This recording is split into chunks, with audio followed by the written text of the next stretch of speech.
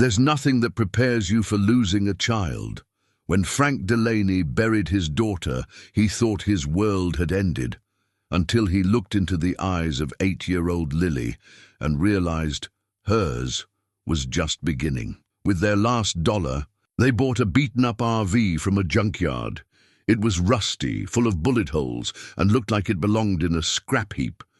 But Lily's dog, Duke, found something hidden inside that changed everything. The RV's previous owner had left behind journals and letters that told an incredible story. She had used this old vehicle to help people escape dangerous situations and start new lives. Now Frank and Lily had to decide what to do with this discovery. Would they follow the trail left behind, or would they let fear keep them from the adventure of a lifetime? Before we jump back in, tell us where you're tuning in from, and if this story touches you, make sure you're subscribed, because tomorrow I've saved something extra special for you. The morning sun cast long shadows across the empty lot where Delaney's auto repair had stood for 37 years. Frank Delaney sat in his pickup truck, staring at the sold sign that now decorated the chain-link fence. His calloused hands gripped the steering wheel, knuckles white with the effort of holding onto something that was already gone. Behind him, 8-year-old Lily pressed her face against the window, her breath fogging the glass as she watched Duke pace nervously in the truck bed. The German shepherd's ears were pricked forward, sensing the tension that had settled over their small family like morning frost. "Grandpa?" Lily's voice was soft, careful. She had learned to read the silences that stretched between them, the spaces where her mother's laughter used to live. "Are we really leaving?" Frank's weathered face reflected in the side mirror, and for a moment he saw Sarah there. The same curious eyes, the same stubborn tilt of the chin. His daughter had been gone for 6 months now, cancer taking her with the swift cruelty that life sometimes wielded. The funeral program, folded and refolded until the creases had worn soft, sat in his shirt pocket like a weight against his heart. "Yeah, sweetheart, we're really leaving." The garage had been Sarah's idea, back when she was 20 and full of dreams about working alongside her father. She had painted the sign herself, her small hands steady as she brushed Delaney's Auto Repair in bold blue letters. Frank had kept that sign, even when the paint began to chip and fade, especially then. But dreams didn't pay medical bills, and medical bills didn't care about sentimental value.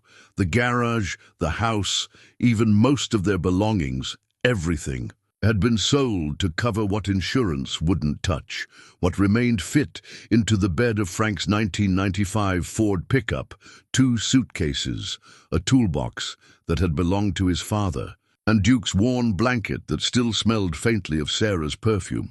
Lily climbed into the front seat, her small frame dwarfed by the bench seat designed for grown men. Duke whined from the truck bed, his dark eyes focused on Lily through the rear window. The dog had been Sarah's gift to Lily for her 7th birthday, a surprise that had filled their house with the chaotic joy of a puppy learning to navigate hardwood floors and furniture legs. Now Duke was their protector, their constant, the one member of their diminished family who never questioned where they were going or why they had to leave. "Where will we live?" Lily asked, buckling her seatbelt with the careful precision of a child who had learned that safety was something you created for yourself. Frank started the engine, the familiar rumble of the V8 providing a moment's comfort. "I don't know yet, Lily, but we'll figure it out together." The truth was more complicated. Frank had 67 years behind him, a high school education, and skills that seemed less valuable every year as cars became computers on wheels. His savings had evaporated during Sarah's illness, and his social security barely covered basic expenses. The only thing he had left was a vague plan to head west, where the cost of living might be lower, and where he could find work in a shop that still valued experience over certification. They drove through town, slowly, past the diner where Sarah had worked weekends during high school, past the park where Frank had taught her to throw a baseball, past the cemetery where she now rested. under a simple granite headstone that read, Sarah Michelle Delaney, beloved daughter and mother. Lily turned to watch the cemetery fade in the distance. Will we ever come back? Someday, Frank said, though he wasn't sure he believed it. Coming back meant having something to come back to, and he couldn't imagine what that might be. The highway stretched ahead of them, 2 lanes of asphalt cutting through farmland that had fed 3 generations of families. Frank had lived his entire life within a 50-mile radius of this road, had married Mary Catherine O'Brien in the Catholic church they were now passing, had brought Sarah home from the hospital as a newborn to a house that was no longer theirs. Duke barked once, sharp and insistent. In the rearview mirror, Frank watched the dog's attention focus on something ahead, Murphy's junkyard, with its rusted gate and towers of discarded vehicles reaching toward the sky like metallic monuments to obsolescence. Can we stop? Lily asked, pressing her face to the window again. Duke wants to stop. Frank glanced at his granddaughter, noting the way she watched the dog's behavior with the intensity of someone who had learned to read unspoken communications. Since Sarah's death, Lily had become Duke's interpreter, speaking for him when his canine concerns needed human voices. It's just a junkyard, sweetheart. Please, just for a minute. The word please from Lily carried weight that Frank couldn't ignore. She asked for so little now, this child who had lost her mother and been uprooted from everything familiar. If she wanted to look at rusted cars and broken machinery, he could spare 10 minutes. Murphy's junkyard had been a fixture of their town for as long as Frank could remember. Old Pete Murphy had started it after returning from Korea, filling 20 acres with the automotive casualties of American life, cars that had carried families to vacations and teenagers to first dates, trucks that had hauled lumber and livestock, motorcycles that had promised freedom and delivered heartbreak. Frank parked near the gate, noting that Pete's office was dark. The old man was probably inside somewhere, sorting through the endless inventory of broken dreams and discarded transportation. Duke leaped from the truck bed with athletic grace, his nose immediately working to catalogue the scents that layered. The air, motor oil and rust, rubber and leather, the sweet decay of upholstery left too long in the sun. Lily followed the dog as he wove between rows of vehicles, his tail raised in alert attention. Frank trailed behind them, his mechanic's eye automatically assessing the vehicles they passed. Most were beyond salvation, but occasionally he spotted something worth saving, a chrome bumper that could be restored, an engine block that might have years left in it. "Grandpa, look!" Lily's voice carried excitement that Frank hadn't heard in months. She stood beside a 1978 Winnebago that looked like it had been through a war. Bullet holes dotted the aluminum siding in neat clusters, and rust had claimed the wheel wells and a Dr. Frame. The awning hung at an angle that suggested structural damage, and one of the rear windows was covered with plywood. Duke sat beside the RV's door, his attention focused on the vehicle with an intensity that made his ears twitch. "It's perfect," Lily said, with the certainty of someone who had just discovered exactly what she didn't know she was looking for. Frank studied the RV with a more practical eye. The tires were flat, the exterior lights were missing, and stains on the pavement suggested significant mechanical problems. But the frame looked solid, and Winnebago had built their vehicles to last. With enough work and money, neither of which Frank possessed in adequate quantities, it might be salvageable. "Perfect for what?" he asked. "For us. For living in," Lily placed her small hand on the RV's dented door. "It wants to go places again." The certainty in her voice stopped Frank's immediate objections.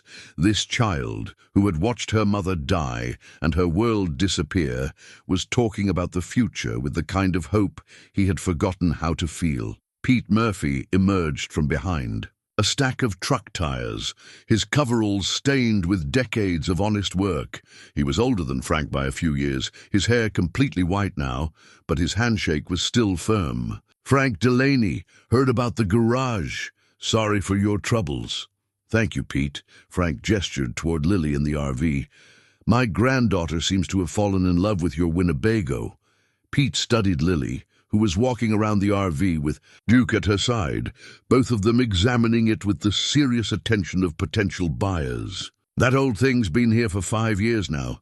Woman who owned it died, no family to claim it, been thinking about scrapping it for parts, but something always stops me. He scratched his chin, leaving a smudge of grease. Strange thing is, your dog there, he's acting just like she used to. Who used to? The woman who owned it, Elena something, never got her full name. She'd come by sometimes when she was in town, always with her hand on that door just like your granddaughter's. Doing now. Always said it was going places, just like the little one. Frank felt something shift inside him, a recognition he couldn't quite name. What happened to her? Car accident up on Route 9. They say she fell asleep at the wheel, but that woman knew every inch of road between here and Denver, drove it monthly for years. Pete's eyes grew distant. Never made sense to me. Lily appeared beside them, her face flushed with excitement. Grandpa, can we buy it? Duke says it needs us. Frank looked at the RV, at his granddaughter's hopeful face, at the dog sitting patiently beside. A vehicle that most people would consider beyond repair. In his pocket, his wallet held exactly $1 bill and a credit card that was nearly maxed out. Lily, we can't afford. How much? She asked Pete directly. The old man studied her for a long moment, then looked at Frank. Well, I was planning to scrap it, get maybe $50 for the aluminum. But if you folks think you can give it a better life than that. He paused, considering. What do you think it's worth? Lily reached into her pocket and produced a crumpled dollar bill, her allowance from the week before Sarah died. She held it out to Pete with the solemnity of someone conducting serious business. This is all I have, but I think it's enough. Pete took the dollar bill, examined it as if checking its authenticity, then nodded. Sold. But I'm throwing in a warning for free that RV's got secrets.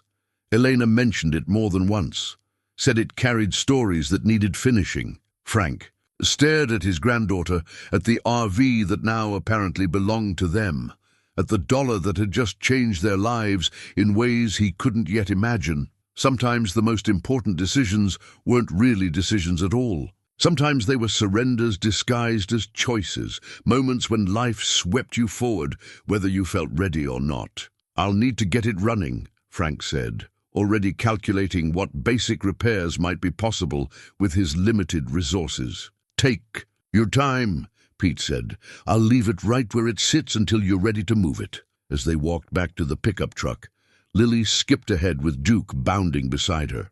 For the first time since Sarah's funeral, she moved like a child instead of carrying herself with the careful dignity of someone trying not to be a burden. Frank followed more slowly, the weight of their new responsibility settling over him like a familiar tool belt. He didn't know where they were going or how they would get there, but for the first time in months, they had a destination that wasn't just away from here. They had a home that could go places, even if it was currently held together by rust. And hope. The dollar bill Pete had given back to Lily, a receipt of sorts for their unusual transaction, fluttered in her small fist as she climbed into the pickup. She smoothed it carefully and tucked it into her pocket with the reverence of someone preserving a treasure. Frank started the engine and pulled away from Murphy's junkyard, already planning the work that lay ahead. Behind them, the bullet-riddled Winnebago sat in the afternoon sun, waiting for the repairs that would allow it to carry its secrets down roads that Eleanor had never finished traveling. In the distance, church bells marked the hour with the measured cadence of time that continued moving forward, whether you were ready for it or not. 3 weeks later, Frank stood in the pre-dawn darkness outside Murphy's junkyard, a thermos of coffee growing cold. In his hands, and a toolbox that represented 30 years of accumulated expertise at his feet. The Winnebago looked worse in the harsh light of the portable work lamp he'd strung from a nearby fence post, its wounds more obvious when shadows couldn't soften them, but it ran. After 17 days of scavenged parts and borrowed tools, after rewiring the electrical system and rebuilding the carburetor, after patching holes and replacing gaskets, the old RV had coughed to life with the grudging cooperation of machinery that remembered what it was built for. Lily emerged from Pete Murphy's office, carrying 2 cups of hot chocolate, moving carefully to avoid spilling. Duke trotted beside her, his morning routine now including a thorough inspection of their new home's perimeter. "Pete says the registration papers are in the glove box," Lily reported, handing Frank one of the cups. "And he found this in his files." She produced a handwritten receipt on Murphy's junkyard letterhead, 1/1/1978 Winnebago Brave RV, as is condition 1.0, sold to Lily Delaney and family. Pete's signature was scrawled at the bottom, making their unusual transaction official. Frank folded the receipt and slipped it into his wallet next to the funeral program he still carried.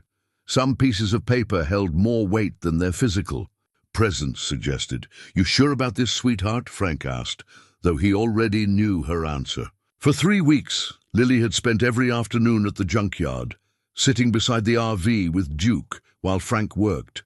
She'd organized the interior, sweeping out debris and wiping down surfaces with the methodical care of someone preparing for a long journey. "Duke's sure," Lily said, which had become her way of expressing certainty she couldn't fully explain. "And I'm sure too." The German shepherd in question was currently investigating something near the RV's rear axle, his behavior more focused than his usual casual curiosity. His ears were forward, his tail still, and he kept pawing at a specific spot on the ground. "What's he found now?" Frank asked, following Duke to the back of the vehicle. The dog was scratching at a loose piece of metal skirting that covered the RV's undercarriage. Frank knelt and pulled the panel away, revealing the space where the spare tire should have been mounted. Instead, there was an empty bracket and a small piece of paper wedged behind it. Frank unfolded the paper and read the handwritten message. "For whoever finds this, the real journey starts when you find what's hidden inside. Elena." Lily read over his shoulder, her finger tracing the unfamiliar handwriting. "She left us a message. She didn't leave it for us specifically," Frank said, though something about the note suggested otherwise. "She couldn't have known we'd be the ones to buy it." Duke barked once, sharp and insistent, then trotted to the RV's door and sat down with the patient expectation of someone waiting to be let into his own home. Frank opened the door and climbed the aluminum steps, noting how the RV's interior felt, more spacious than its exterior dimensions suggested. Lily had done good work cleaning it. The original upholstery was faded but intact. The small kitchen was functional, and the overhead cabinets held the basic supplies she'd organized from. Their few possessions, but Duke wasn't interested in Lily's housekeeping efforts. He moved directly to the front of the RV and began pawing at the floor near the driver's seat, his claws clicking against the vinyl flooring with rhythmic persistence. "What is it, boy?" Lily asked, kneeling beside him.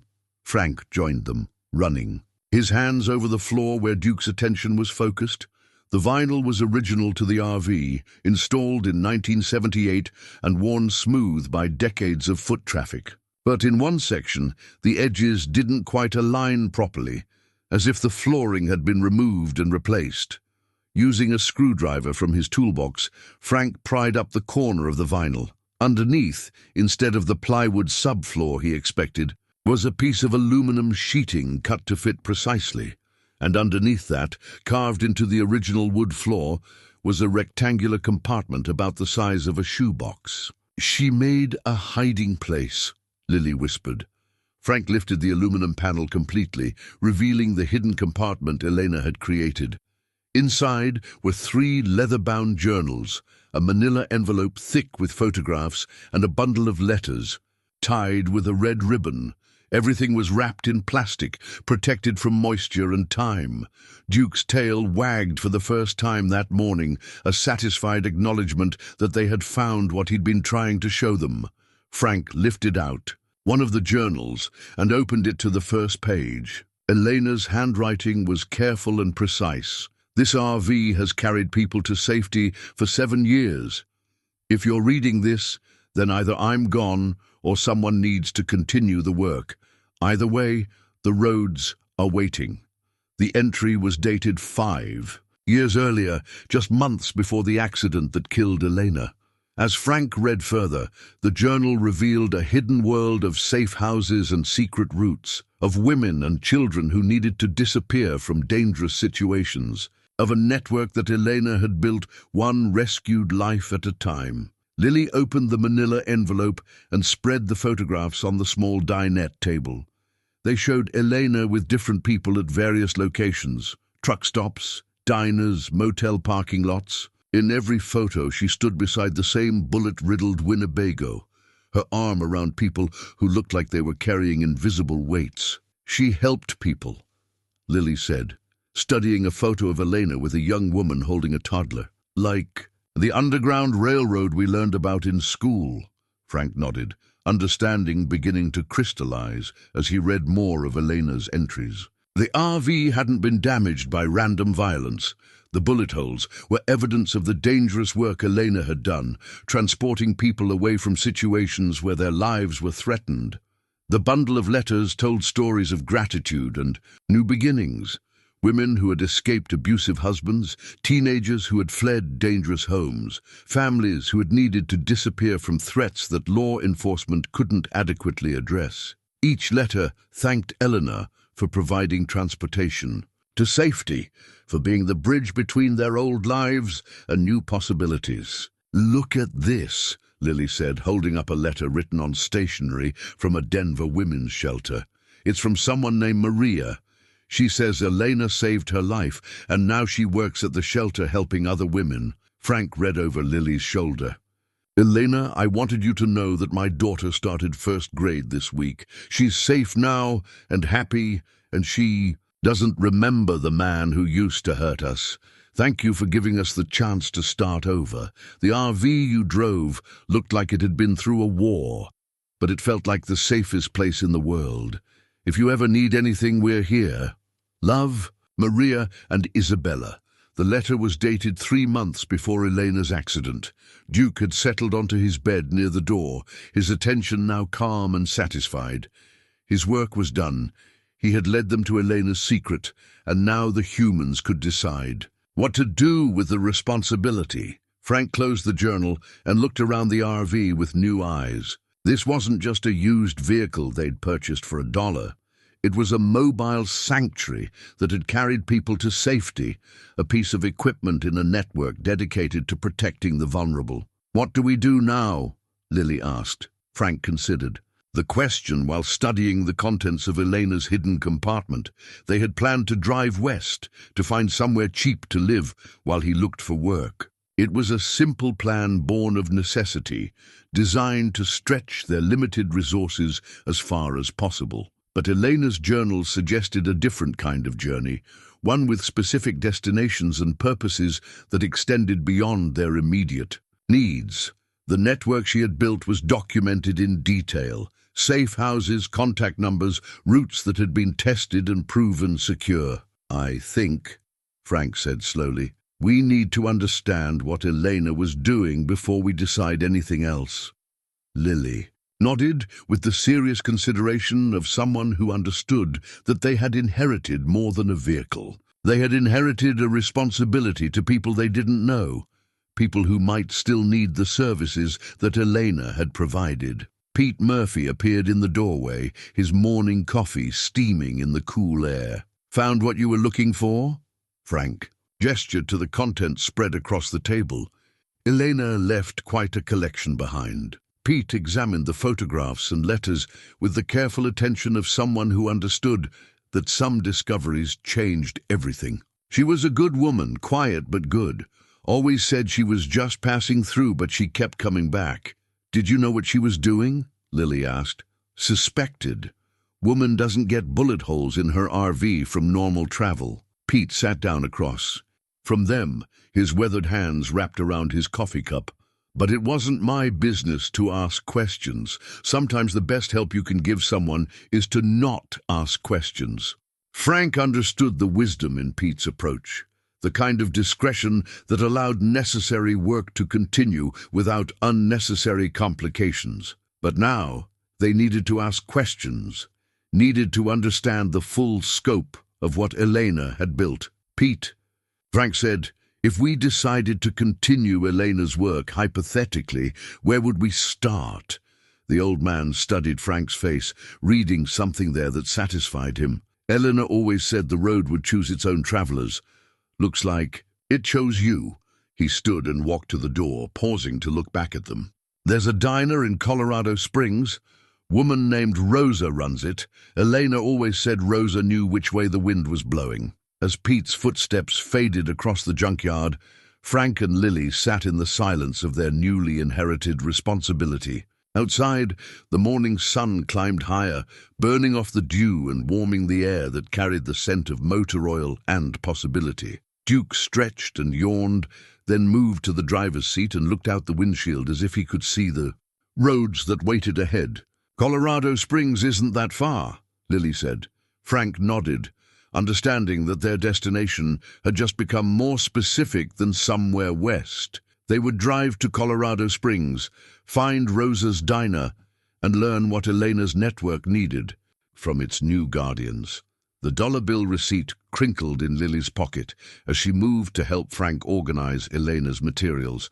$1 had bought them a home. Now they had to discover what that home would cost them in return.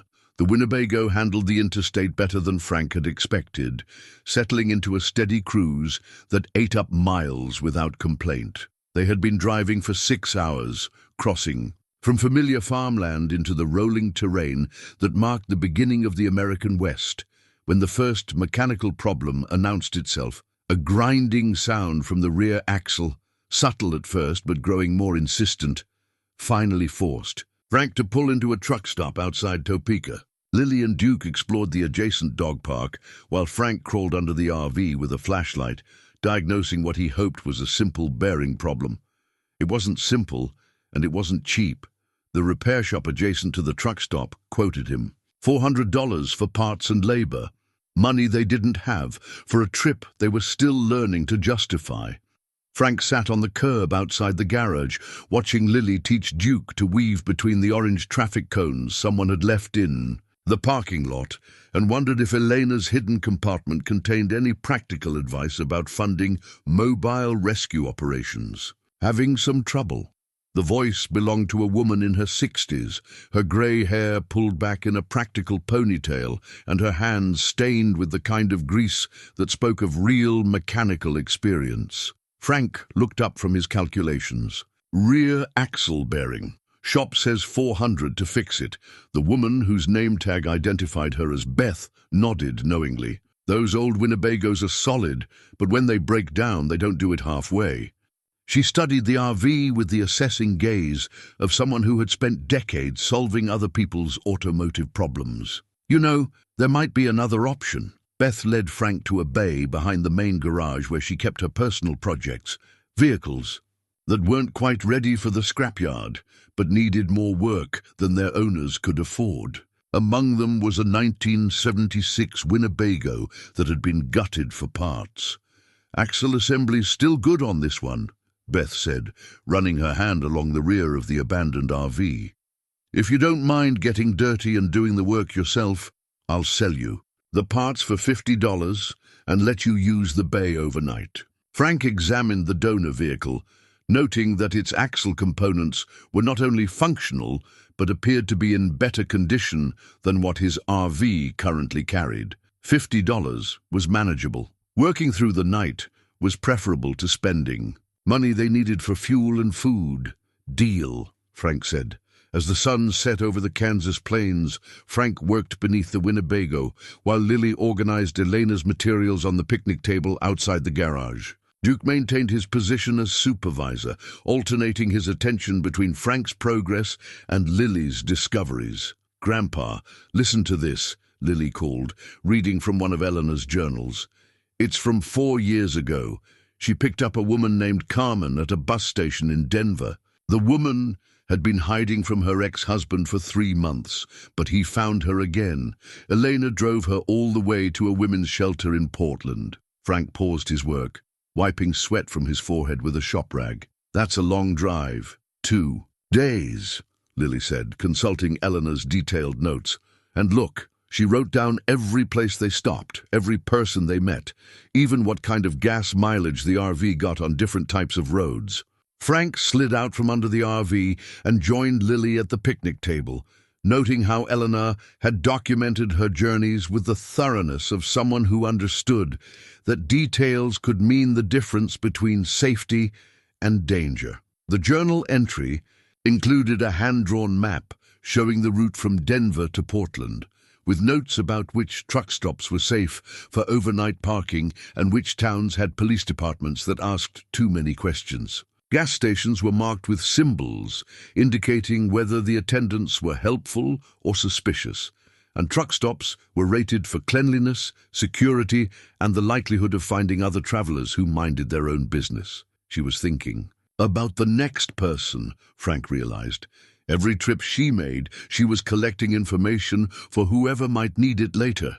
Lily turned to a page near the back of the journal, where Elena had started a list titled Routes That Work. The entries were coded, combinations of letters and numbers that corresponded to different destinations and methods of travel. "It's like a guidebook," Lily said, "but written in secret code." Frank studied Elena's coding system, recognizing the logic behind it. Cities were identified by the first 2 letters of their names, followed by numbers that likely corresponded to specific addresses or contact points. Routes were marked with compass directions and mile markers that would mean something to someone familiar with the network, but would look like random numbers to anyone else. Duke wandered over from his patrol of the parking lot and settled beside the table, his attention focused on something in the distance. Following his gaze, Frank noticed a car that had been parked near the edge of the lot when they arrived, but hadn't moved in several hours. Beth emerged from the garage, her coveralls now as dirty as Frank's. "How's it coming?" "Good progress," Frank said, though his attention remained on the stationary car. "Beth, that blue sedan over there, how long has it been parked?" Beth followed his gaze, her expression growing more serious. "Showed up about an hour after you did. Driver went inside the truck stop restaurant, but I haven't seen him come out." Frank felt the first stirring of the caution that Elena's journal suggested was necessary for this kind of work. Maybe the car's occupant was simply a traveler taking a long dinner break. Maybe it was coincidence that he had arrived shortly after the bullet-riddled RV. Or maybe Elena's network had enemies who watched for the distinctive vehicle that had helped so many people disappear. "Lily," Frank said casually, "why don't you and Duke go inside and get us some sandwiches for dinner?" Lily, who had developed an intuitive understanding of adult concerns since her mother's death, gathered Elena's materials without argument. Duke accompanied her toward the truck stop, his posture alert but not alarmed. "You think someone's watching you?" Beth asked quietly.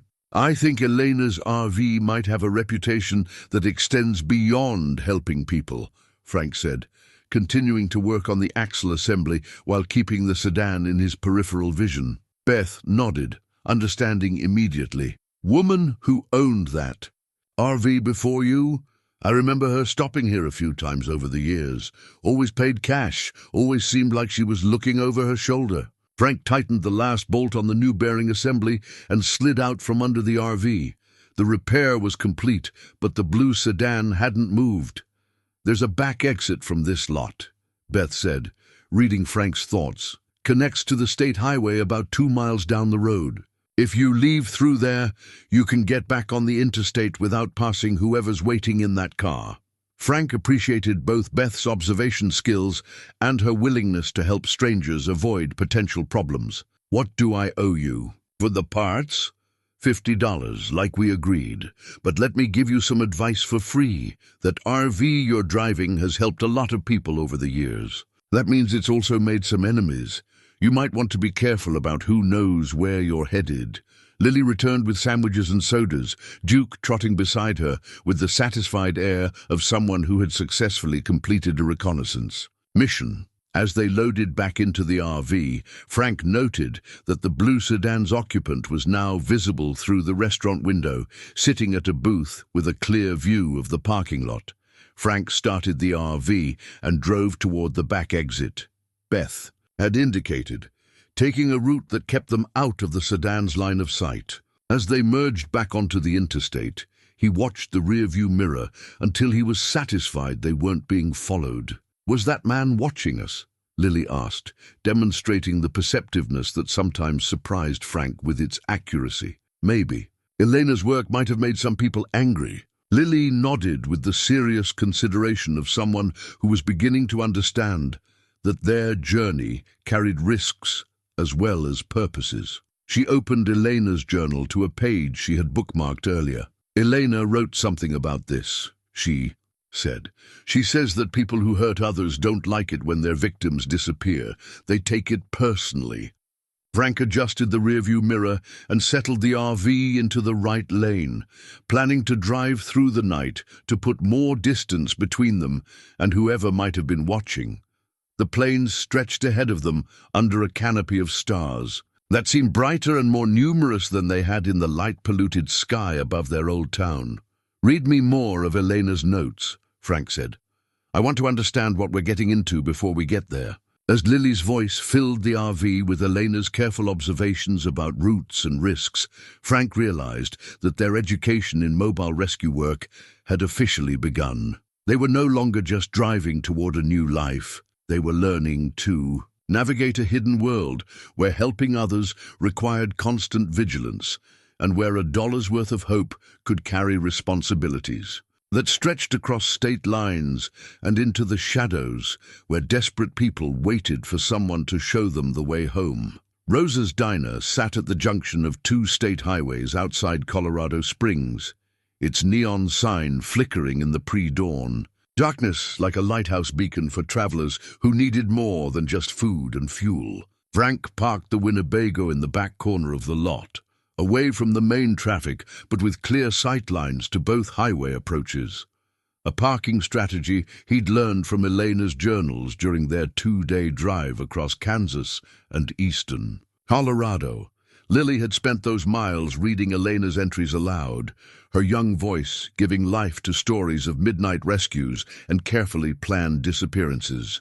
Duke had appointed himself navigator, positioning himself at the passenger seat window to watch the passing landscape with the focused attention of someone learning to recognize important landmarks. The diner's interior carried the comfortable air of a place that had served coffee and conversation to 3 generations of travelers. Rosa herself emerged from behind the counter as they settled into a corner booth, a woman in her 70s, with silver hair braided down her back and eyes that seemed to catalogue important details without appearing to stare. "You're driving Eleanor's RV," she said without preamble, refilling Frank's coffee cup before he'd taken his first sip. "Pete Murphy called yesterday, said you might be coming through." Frank nodded, noting how Rosa's statement carried neither surprise nor judgment, just the matter-of-fact acknowledgement of someone accustomed to unusual circumstances. "We found some things she left behind," Lily said, producing one of Elena's photographs from her backpack. It showed Elena and Rosa standing beside the bullet-riddled Winnebago, both women wearing the satisfied expressions of people who had just solved an important problem. Rosa studied the photograph with the gentle attention reserved for images of departed friends. "That was taken 3 years ago, after we helped Maria and her daughter get to Denver.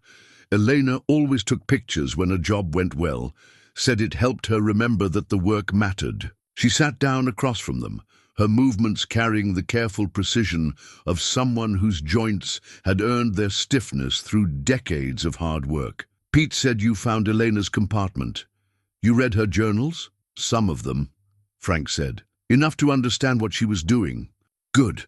Then you know this isn't a game." Rosa's expression grew more serious. Elena spent 8 years building a network that helped people disappear from dangerous situations. She died in a car accident that wasn't an accident, and the people she was protecting scattered when word got out that she was gone. Lily leaned forward, her breakfast forgotten. Someone killed her? Someone ran her off the road on a curve she'd driven 100 times. The police called it driver fatigue. But Elena never drove tired, and she never drove alone without calling in her location every 2 hours. Rosa's voice carried the weight of certainty earned through bitter experience. She was coming back, from delivering a woman and her children to a safe house in Utah. 3 days later, the woman's ex-husband was arrested for attempted murder in another state. Frank absorbed this information while watching Duke, who had taken up a position near the diner's front window, where he could monitor both the parking lot and the interior conversations. The dog's behavior had grown more protective since they'd started reading Elena's journals, as if he understood that their new mission carried risks that required constant vigilance. "Why are you telling us this?" Frank asked. "Because Elena's network didn't die with her, it just went underground.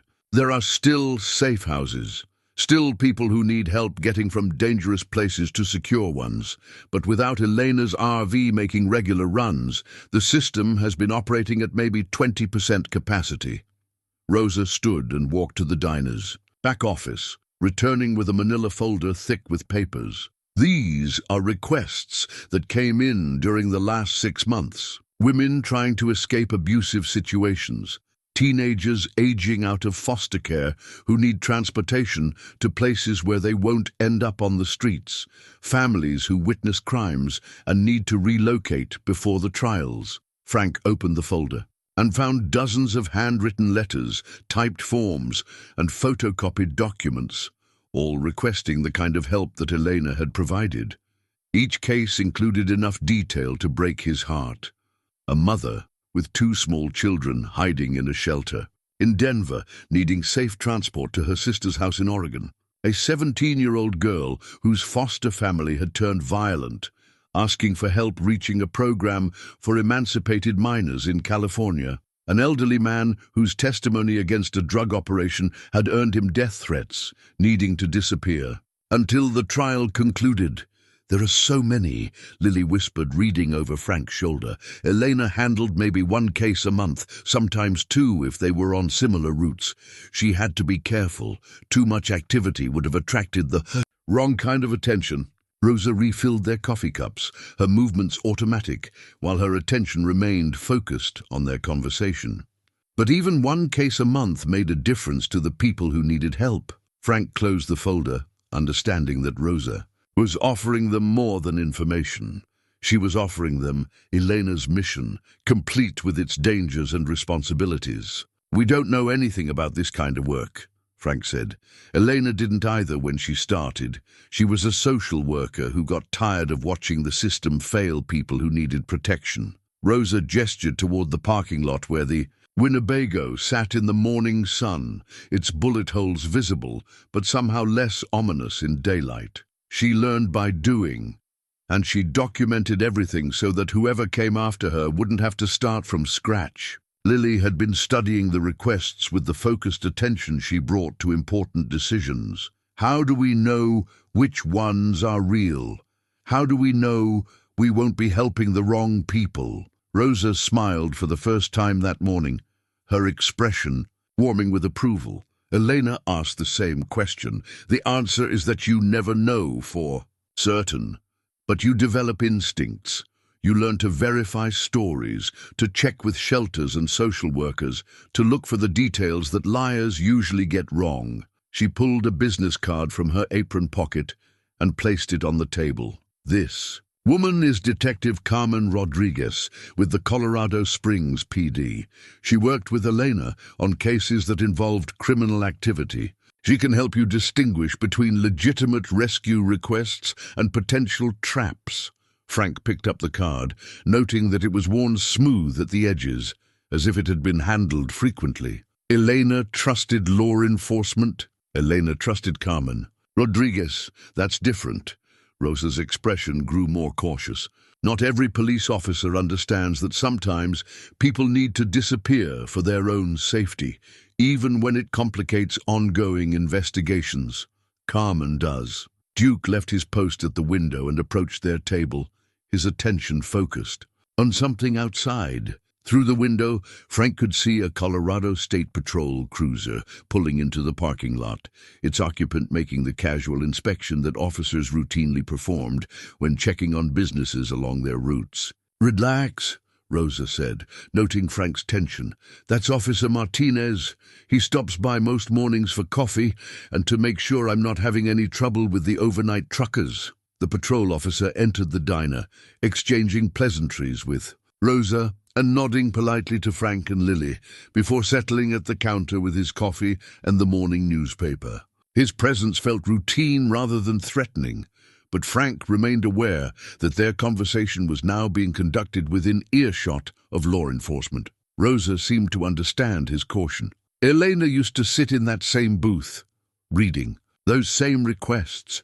She always said the hardest part wasn't the driving or the danger, it was choosing which cases to take when you couldn't help them all. Frank looked again at the folder of requests, each one representing someone whose life had been disrupted by circumstances beyond their control. The mathematics were impossible.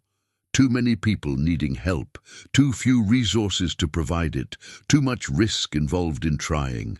But Elena had found a way to make the mathematics work for at least some of the people who needed help. One case, at a month, carefully planned and executed, had saved dozens of lives over 8 years. "The first request in that folder," Rosa said quietly, "came from a woman named Maria Santos. She's hiding with her 8-year-old daughter in a Denver shelter. Her ex-husband was released from prison 2 weeks ago, and he's been calling the shelter, making threats. She has a sister in Portland who's agreed to take them in, but she needs transportation that won't leave a paper trail." Lily looked up from the folder, her expression thoughtful. 8 years old, that's the same age as me. Frank understood the connection Lily was making.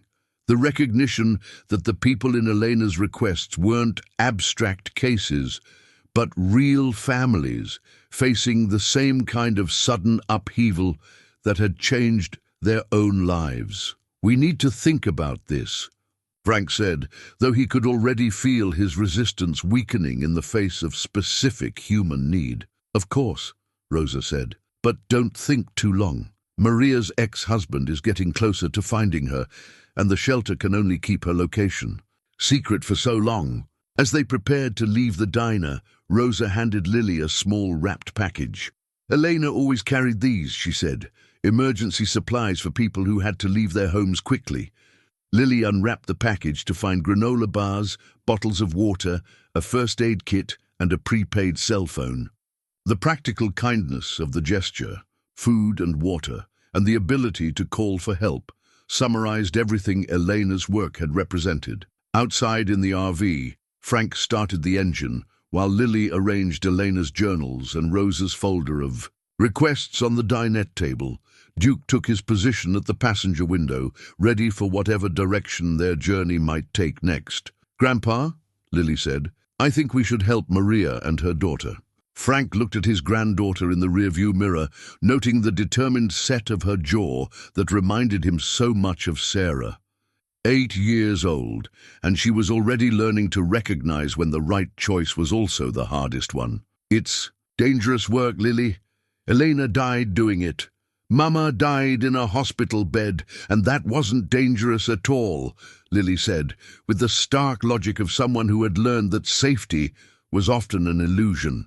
"At least this way, someone else gets to live." Frank pulled out of the diner parking lot and headed toward the interstate, carrying Elena's requests and Rosa's emergency supplies, and the growing understanding that their journey had found its true purpose in the space between what was safe and what was necessary.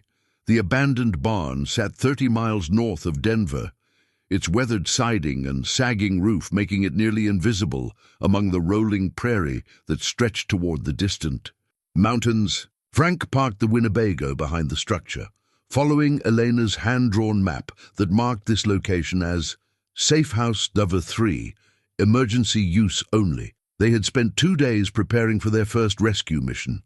studying Elena's detailed notes about Maria Santos's situation and the route to Portland that would keep them away from major highways, where ex-husbands with police connections might have placed alerts for missing persons reports. Duke had been restless during the drive, his behavior shifting between excitement and anxiety, as if he understood they were approaching something significant. Now he emerged from the RV and immediately began a systematic inspection of the barn's perimeter, his nose cataloging scents that told stories about who had been here and when. Elena used this place for people who needed to wait, Lily said, reading from the journal while Frank examined the barn's interior. Sometimes families had to stay here for a few days until it was safe to move. The barn had been carefully prepared for its clandestine purpose. The original hayloft had been converted into a small apartment with sleeping areas separated by hanging blankets, a camp stove for cooking, and battery-powered lanterns that provided light without requiring electrical connections that might be traced. A hand-pumped well near the back of the barn provided water, and an outhouse had been constructed far enough away to avoid sanitation problems, but close enough for safety. Frank found Elena's maintenance log tucked inside a metal box near the door. Her entries documented regular visits to stock supplies, repair weather damage, and ensure that the location remained secure. The most recent entry was dated 6 months before her death. Roof leak repaired. New batteries for radio. Food supplies rotated. Still no signs of unwanted attention. "Someone's been here recently," Duke's behavior announced. His attention focused on the area near the sleeping quarters. Frank investigated and found evidence of recent occupation, a sleeping bag that still held the faint scent of human presence, empty food containers in a trash bag that hadn't been there long enough to attract animals, and a note pinned to the wall with familiar handwriting. "Thank you for this place," the note read. "We stayed here 3 days, waiting for my brother to send money for bus tickets. My children are safe now. We cleaned everything before we left. God bless whoever maintains this sanctuary. A grateful mother." Lily read the note over Frank's shoulder, her voice soft with understanding. "Someone else is using Elena's network." Frank nodded, realizing that Elena's system had continued operating even without her direct involvement. People in desperate situations had remembered locations like this barn, had passed information to others who needed help, had maintained the informal network that Elena had spent years building. The radio Elena had mentioned in her maintenance log sat on a shelf near the sleeping area, a battery-powered unit tuned to emergency frequencies that would allow communication with law enforcement if necessary, or monitoring of police activity that might affect the safety of people using the barn. Frank tested the radio and found it functional, its battery charge still adequate for several days of use. Among Elena's papers, he found a list of police scanner codes that would alert listeners to searches for missing persons, domestic violence calls, and other situations that might affect the security of safe house operations.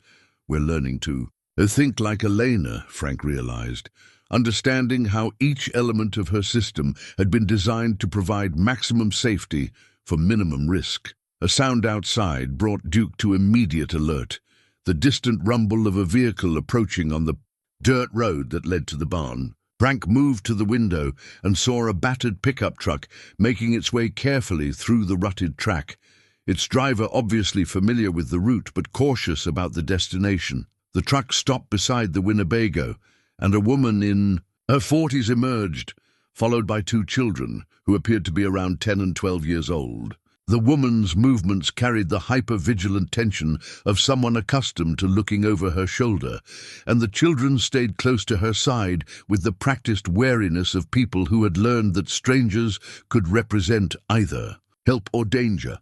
Frank stepped outside the barn, his hands visible and his posture non-threatening. "Are you looking for Maria Santos?" The woman's relief was immediate and visible. "Are you Elena? I expected—" She paused, taking in Frank's appearance and the obvious fact that he wasn't the woman she had expected to meet. "I'm Frank Delaney." Elena died 6 months ago, but we're continuing her work. Frank gestured toward Lily, who emerged from the barn with Duke at her. Aside, this is my granddaughter Lily, and this is Duke. We got Rosa's message about your situation. The woman, who Frank assumed was Maria Santos, studied them with the careful assessment of someone whose survival had depended on accurate judgments about people's trustworthiness. Elena's dead. Maria's voice carried both surprise and disappointment.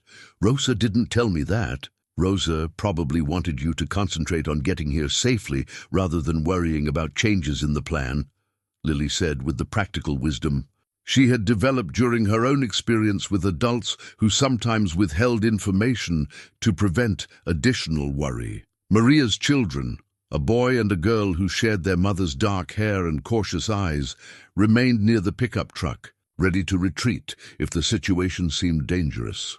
These are my children, Carlos and Isabella, Maria said. We've been hiding in Denver for 3 weeks, but my ex-husband found out which shelter we were in.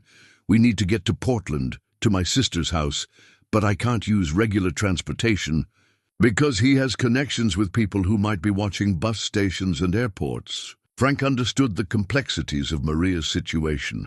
Domestic violence cases often involved perpetrators with law enforcement contacts, military training, or criminal associates who could track conventional travel methods. Elena's notes say, "Your sister has agreed to take you in," Frank said, consulting the information Rosa had provided. "Yes, Carmen, my sister, she has a house in Portland and a job waiting for me at the restaurant where she works. The children can start school there, and we'll be far enough away that he can't just drive over and cause trouble." Isabella, your daughter, stepped closer to Lily, drawn by the presence of another child in a situation that had probably involved very few people her own age. "Is that your dog?" Isabella asked, indicating Duke, who had positioned himself where he could monitor both the adults' conversation and the children's movements. "He belongs to all of us," Lily said. "He's very good at protecting people and finding important things." Duke, responding to his introduction, approached Isabella with the gentle dignity he reserved for children who needed reassurance. His tail wagged slowly, and he lowered his head to accept the tentative pat she offered. Elena wrote that the trip to Portland usually takes 2 days, Frank said to Maria. "We'll drive back roads and stay at places that don't require identification. You and the children will need to stay inside the RV as much as possible until we're well away from Colorado." Maria nodded, her relief evident, as the reality of escape became concrete rather than theoretical. "How much do I owe you for this?" Frank consulted Elena's notes about payment policies. Elena never charged money for transportation. She said that people in your situation usually don't have money to spare, and that the network operated on the principle that everyone contributes what they can when they can. "Then what can I contribute?" Frank looked around the barn, noting the maintenance tasks that Elena had performed regularly, checking supplies, testing equipment, ensuring that the location remained secure and functional. Elena kept detailed records of everyone who used her network, Frank said. She believed that people who had been helped might someday be in a position to help others. "Maybe someday you'll know someone who needs the kind of help you're getting today." Maria understood the concept immediately. The idea that rescue operations worked best when they created ongoing networks of people who had personal experience with both needing help and receiving it. As they prepared to transfer Maria's few belongings from her pickup truck to the RV, Frank realized that their first rescue mission was teaching them lessons that Eleanor's journals couldn't fully convey. Reading about helping people was different from looking into the eyes of a mother who was trying to keep her children safe, different from seeing the careful way those children stayed close to their mother while evaluating whether these new adults could be trusted. The mathematics of Elena's work suddenly made emotional sense. One family helped per month wasn't a limitation of resources or capacity. It was a recognition that each case required complete attention and commitment until the people involved were safely delivered to their new lives. Duke completed his security patrol and returned to the group, his body language indicating that the area remained secure. The afternoon sun was beginning to sink toward the mountains, and Frank knew they needed to begin the journey soon if they wanted to reach the first overnight stop before dark. "Are you ready?" he asked Maria and her children. Maria took a last look at the pickup truck that had carried them this far, then gathered her children close. "We're ready." As they loaded into the Winnebago, Frank understood that Elena's network had claimed them completely, not just as operators of her transportation system, but as people whose own healing would come through providing safety for others who had lost everything and needed someone to show them the way home. The truck stop outside Boise felt different at 2 in the morning, quieter than during daylight hours, but somehow more watchful. Frank parked the Winnebago in a space that offered clear exit routes while remaining close enough to the main building for security cameras to discourage unwanted attention. Maria and her children slept in the RV's rear bedroom, finally relaxed. Enough for genuine rest after 16 hours of careful driving through back roads and small towns. Lily sat at the dinette table with Elena's cassette player, a device she had discovered that afternoon while organizing supplies. Duke lay beside her feet, his ears occasionally twitching at sounds from the parking lot, but his body language indicated nothing that required immediate attention. "I found this tape in Elena's things," Lily whispered, holding up a cassette labeled "Final Message" in Elena's careful handwriting. "Should we listen to it?" Frank joined her at the table, noting how the cassette player appeared to be well used, its plastic case worn smooth by frequent handling. Elena had obviously relied on audio recordings, as well as written journals, to document her work. "Elena meant for someone to find her materials," Frank said. "I think she wanted them to be used." Lily inserted the cassette and pressed play. Elena's voice emerged from the small speaker, clear and deliberate, despite the tinny quality of the recording. "If you're listening to this, then something has happened to me, and someone else is carrying people to safety in the RV. I hope you've read my journals and understand what the network is supposed to accomplish. But there's something I haven't written down, something too dangerous to put in writing."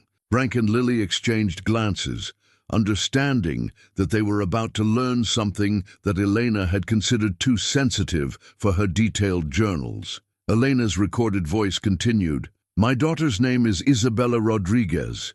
She was taken from me when she was 8 years old by a man I thought I loved, a man who turned out to be involved with people who trafficked children across state lines. I spent 8 years looking for her, 8 years learning how these networks operate, 8 years building the connections that became our rescue system." Frank paused the tape, absorbing this revelation. Elena's work hadn't begun with abstract compassion for people in dangerous situations.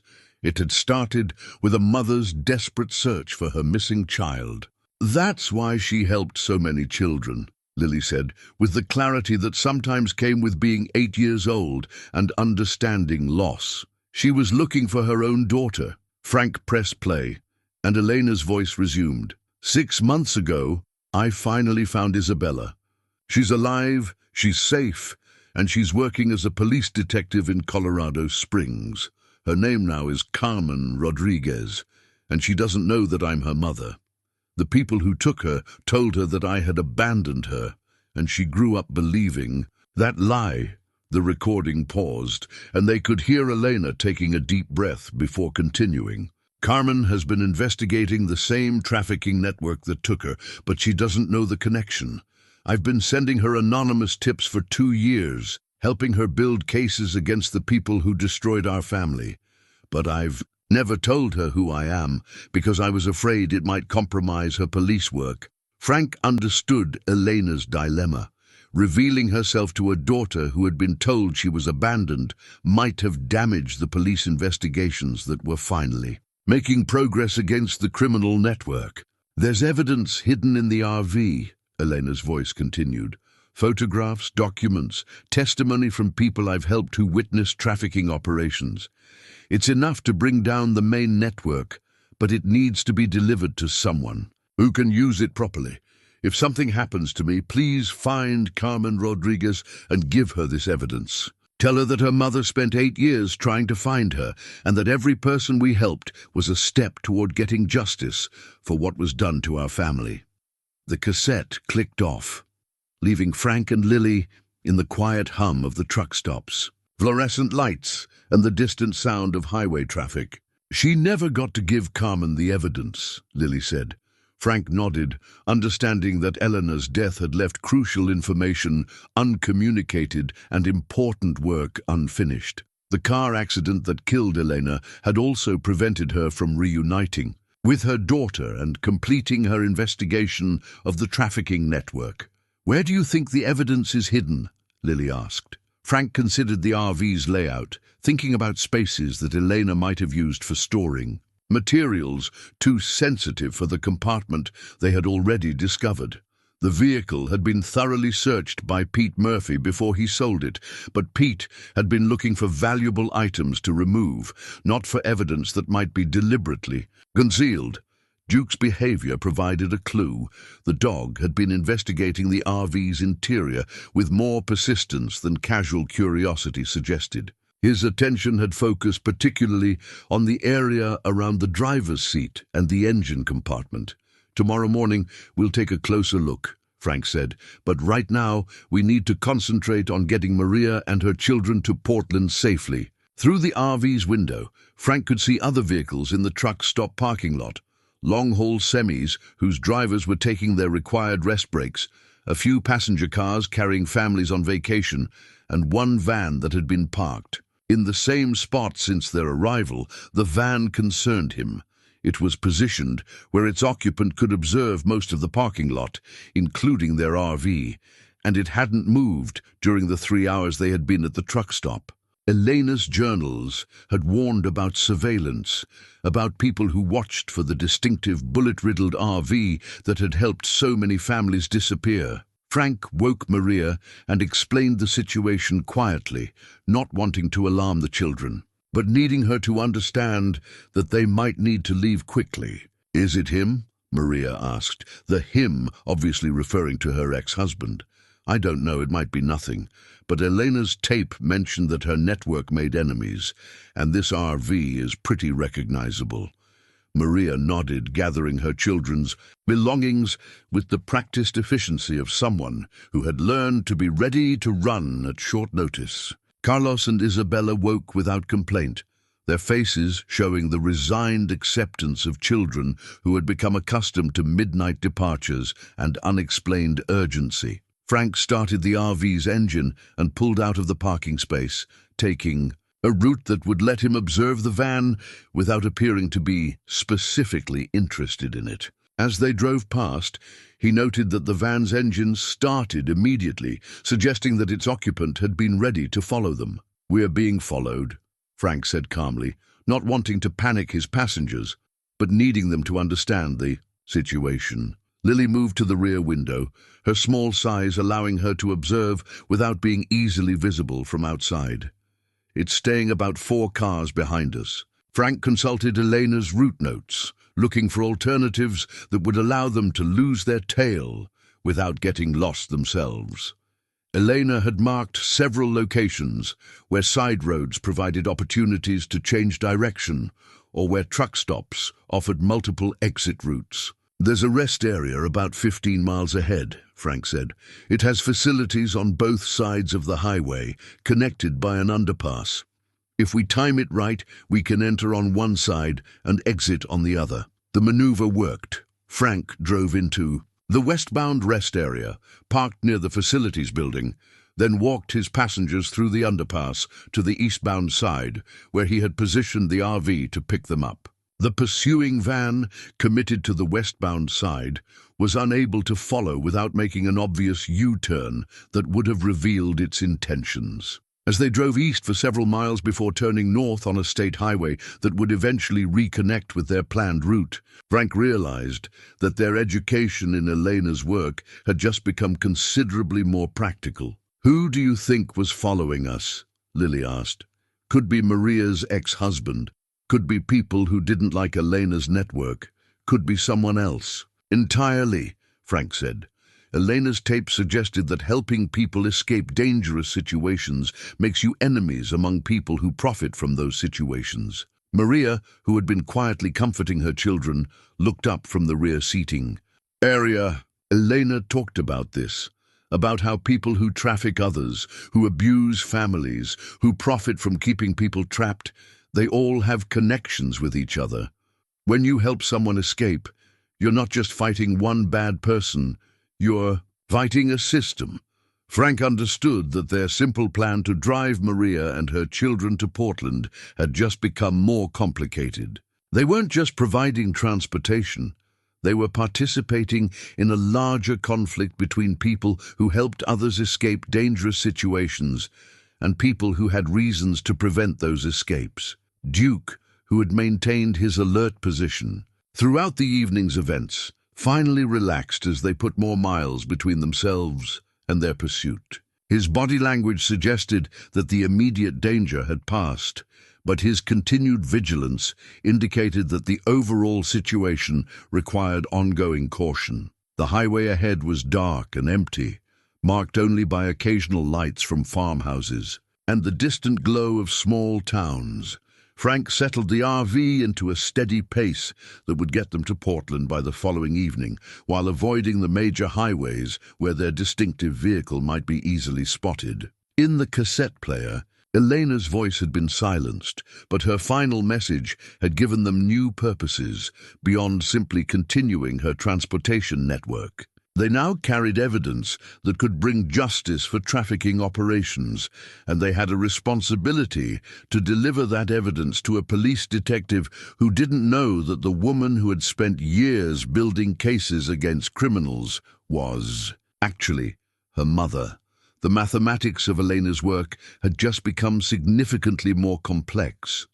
The address Elena had left for her daughter led to a modest ranch house in a quiet neighborhood of Colorado Springs, its yard carefully maintained, and its porch light casting a welcoming glow in the evening darkness. Frank parked the Winnebago across the street, noting how the location offered good visibility while remaining inconspicuous among the other vehicles in the residential area. They had successfully delivered Maria and her children to Portland 3 days earlier, watching from the RV as a tearful reunion unfolded on the porch of a house where Carmen Santos, Maria's sister, had been waiting with jobs, school enrollment papers, and the kind of fierce, protective love that families reserve. For members who have survived terrible experiences, the return journey to Colorado had been quieter but more purposeful. They had used the travel time to search the RV more thoroughly, following Duke's persistent interest in the area around the engine compartment. Behind a panel that looked like standard maintenance access, they had found Elena's evidence box, a waterproof container holding photographs, financial records, and detailed testimony from people who had witnessed trafficking operations over the course of Elena's 8-year investigation. Now they sat outside Detective Carmen Rodriguez's house, carrying evidence that could bring down a criminal network, and information that would fundamentally alter a police officer's understanding of her own history. "Are you sure we should do this?" Lily asked, studying the house through the RV's window. Elena's tape said Carmen doesn't know that Elena was her mother. Frank considered the complexity of their situation. They were about to approach a police detective they had never met, carrying evidence of criminal activity they couldn't fully explain, claiming to represent a dead woman's rescue network that operated outside official channels. "Elena spent 8 years building cases against the people who took Carmen," Frank said. "She died before she could finish the work. We owe it to her to try." Duke had been restless since their arrival, his attention focused not on the house they were watching, but on the vehicles parked nearby. Frank followed the dog's gaze and noticed a sedan that looked familiar, not the same one that had followed them from the truck stop, but similar enough to suggest surveillance that was more professional than coincidental. Someone's watching the house, Frank realized. Before he could decide how to respond to this complication, movement on the house's front porch resolved their dilemma. A woman in her 30s emerged, her dark hair pulled back in a practical ponytail, and her movements carrying the alert confidence of someone trained in law enforcement. She walked directly toward the RV with the purposeful stride of someone who had been expecting their arrival. Detective Carmen Rodriguez knocked on the RV's door with the firm authority of a police officer conducting official business. Frank opened the door and found himself facing a woman whose eyes held an intensity that reminded him immediately of Elena's photographs. "Are you Frank Delaney?" she asked, displaying her badge and identification. "I'm Detective Carmen Rodriguez. I've been waiting for you." Frank's surprise must have been obvious, because Carmen's expression softened slightly. "May I come in? We have some important things to discuss." Carmen entered the RV and accepted Frank's gesture toward the dinette seating, her eyes taking in the interior with the professional assessment of someone accustomed to gathering evidence from crime scenes. Her attention lingered on Elena's journals and photographs, which Lily had organized on the table. "You've been using Elena Vasquez's RV to transport people to safety," Carmen said. It wasn't a question. Frank nodded, uncertain whether they were about to be arrested or recruited. "Elena was my mother." Carmen's voice carried years of carefully controlled emotion. "She gave birth to me 32 years ago, and I was taken from her when I was 8 years old by people involved in child trafficking. I grew up believing she had abandoned me." Lily looked up from Elena's materials, her young face showing the shock that Frank felt, but was trying to control. "You knew Elena was your mother?" "I figured it out 6 months ago after she died." Carmen's expression grew distant. "For 2 years, someone had been sending me anonymous tips about trafficking operations. Information that was too detailed and too accurate to come from random sources. The tips always arrived after children had been rescued by Elena's transportation network." Carmen reached into her jacket and produced a business card holder, removing one of her own cards and placing it on the table. Frank recognized it immediately. It was identical to the worn card that Rosa had given them at the diner. "Rosa gave you my card because she knew I was investigating the same network that killed Elena. What she didn't know was that I'm Isabella Rodriguez, Elena's daughter." Frank understood that their mission had just become infinitely more complex. They had come to give Carmen evidence about criminal activity, but they were also delivering information about family connections that Carmen had discovered through her own investigation. "Elena left a tape," Lily said quietly. "She recorded a message for whoever found her things." Carmen's professional composure cracked slightly. "May I hear it?" Lily inserted Elena's cassette into the player, and the RV filled with the voice of a woman speaking to the daughter she had spent 8 years trying to find. Carmen listened with the controlled attention of someone receiving information that would require professional action. But Frank could see the personal impact in the way her hands trembled slightly and her breathing grew more deliberate. When Elena's voice explained about the hidden evidence and the years spent building cases against the trafficking network, Carmen's expression shifted from grief to determination. "She was right about the evidence," Carmen said after the recording ended. "I've been working these cases for 5 years, but there are gaps in the investigation that I haven't been able to fill. Financial connections between different operations, transportation routes, safe houses used by the traffickers. Elena's information could complete the puzzle." Frank produced the waterproof container they had found in the RV's engine compartment. "She hid this for you." Carmen opened the container with the careful attention of someone handling crucial evidence. Inside were photographs that showed trafficking, operations in progress, financial documents that traced money between different criminal enterprises, and handwritten testimony from people who had witnessed crimes but had been too frightened to contact law enforcement directly. "This is enough to bring down the entire regional network," Carmen said, her voice carrying professional satisfaction mixed with personal vindication. "Elena documented everything: dates, locations, license plates, financial transactions. It's a complete intelligence package." "Duke, who had been quietly monitoring their conversation, suddenly moved to the RV's window and began a low growl that indicated immediate danger. Frank followed the dog's attention and saw movement near the sedan that had been watching the house. "We have company," Frank said. Carmen immediately shifted into law enforcement mode, drawing her service weapon and positioning herself where she could observe the street while remaining protected by the RV's interior. "How long has that car been there?" she asked. "Since we arrived." Duke noticed it right away. Carmen spoke into her radio, requesting backup and providing their location. "The people Elena was investigating don't just traffic children, they also eliminate threats to their operation. Elena's death wasn't an accident, and they know that someone is continuing her work." Two men emerged from the sedan, their movements coordinated in a way that suggested professional training. They approached the RV with the confidence of people who had performed similar operations before. "Get down," Carmen instructed Frank and Lily, though her attention remained focused on the approaching threat. Frank moved Lily to the floor between the dinette seating and the kitchen area, the RV's most protected space. Duke positioned himself where he could defend them while maintaining visual contact with the men outside. The first man knocked on the RV's door with the same firm authority that Carmen had used earlier, but his intention was obviously different.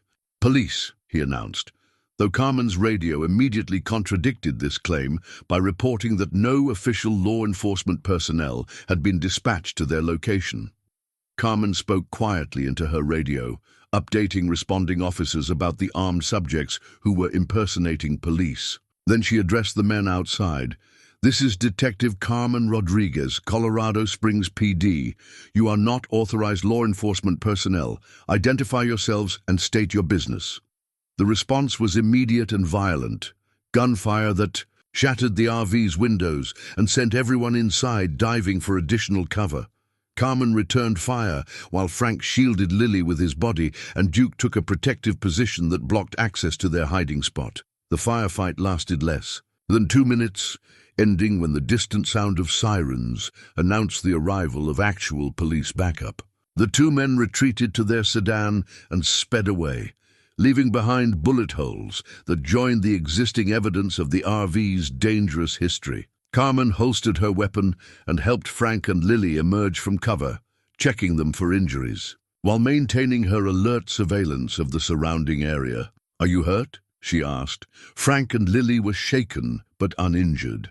Duke had taken a minor cut from flying glass, but his protective instincts remained focused on ensuring their safety. "They knew we were here," Frank said. "They knew we had Elena's evidence." Carmen nodded grimly. Elena's network made powerful enemies. The people she was investigating have been looking for her evidence ever since she died. They probably followed you from Portland. Patrol officers secured the scene while paramedics treated Duke's injury and checked Frank and Lily for shock. Carmen used the time to examine Elena's evidence more thoroughly, her professional assessment confirming its value for prosecuting the trafficking network. This information identifies the leadership structure of the entire regional operation, Carmen said. Financial records, transportation routes, safe houses, corrupt officials who provide protection. Elena documented everything needed to dismantle their organization. Frank understood that their involvement with Elena's network had just escalated beyond transportation services. They were now carrying evidence that criminal organizations would kill to suppress, and they had become targets for people who had already demonstrated their willingness to use violence. "What happens now?" Lily asked. Carmen considered their situation, while organizing Elena's materials for processing as evidence. "The people who attacked us tonight know that Elena's evidence has been recovered, and they know you're involved in continuing her work. That makes you targets until this organization is completely neutralized." Frank realized that their simple plan to honor Elena's memory by helping families in crisis had evolved into active participation in a law enforcement investigation of violent criminals. Elena spent 8 years building these cases, Carmen continued. She died before she could see justice done. But with this evidence and your testimony about how you found it, we can finish what she started. Carmen's radio crackled with updates. From the officers pursuing the sedan, the attackers had escaped, but patrol units were maintaining heightened surveillance throughout the area. You'll need protection while we prepare these cases for prosecution, Carmen said. The trafficking network has resources and connections that make them dangerous opponents. Frank looked around the bullet-riddled RV, noting how tonight's gunfight had added fresh damage to scars that Elena had acquired during years of similar confrontations. The vehicle had carried people to safety despite the risks, and now it had protected them during an attack by the same criminals Elena had spent her life fighting. Elena left us more than just evidence, Frank realized. She left us a responsibility to the people who are still trapped by this network. Carmen nodded, her expression showing both professional determination and personal resolution. Elena saved me twice. Once when I was 8 years old by fighting to find me, and again tonight by providing the evidence that will bring justice for what was done to our family.